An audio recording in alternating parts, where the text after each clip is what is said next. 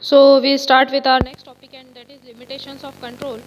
First point is external factor. See, control is always affected by external factors.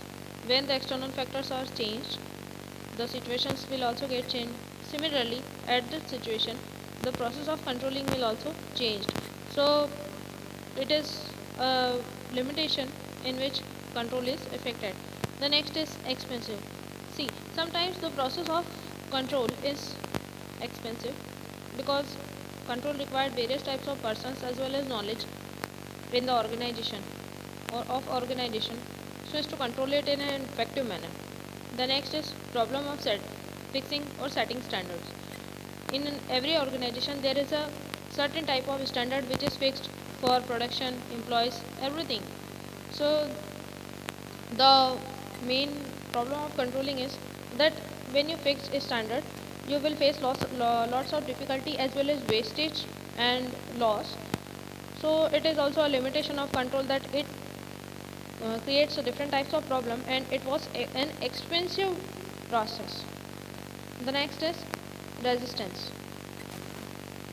It is an accepted fact that control techniques are always looked upon as an interference in the work of subordinates. Hence, full cooperation for effective control may not obtain from the subordinate. See, resistance में देखा जाएगा कि है ना control techniques जो रहती है, इससे क्या होता है कि जो सबॉर्डिनेट रहते हैं उनके वर्क में इंटरफेरेंस होता है. ठीक है, इंटरफेयर के कारण क्या होता है कि जो सबॉर्डिनेट रहते हैं वो कंट्रोल सिस्टम को कभी भी कोऑपरेट नहीं कर पाते, कंट्रोल सिस्टम के साथ कोऑपरेट नहीं कर पाते. Through an effective control it is possible that the management virtually cannot exercise over external factors such as government policy, technological changes. All these are after planning. So these are various types of factors through which the control gets affected. First is external, second is expensive, and the problem of setting standards, and all these are the different kinds of difficulty which are faced in an control system. Here is one answer which is also important. What are the essential factors of effective control system? So first point is suitability. Means it must be suitable to all the types of organization.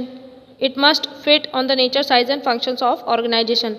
Next point, I have told you earlier that the controlling system must be flexible. It can adjust according to the requirement and the situations of the organization. Should not be very strict and rigid. The next is simple and understandable. See, the controlling system must be simply and understandable to the all officials as well as employees of the organization, so that they can able to apply it on their work. The next is economical. Should not be very expensive, so that it can be bear by every kind of organization. The next is effective control techniques. Whatever the control techniques is adopted by the organization must be effective, right? It must help you to attain the objectives of the organization. The techniques must face the uncertainties of the business, and the risk can be taken.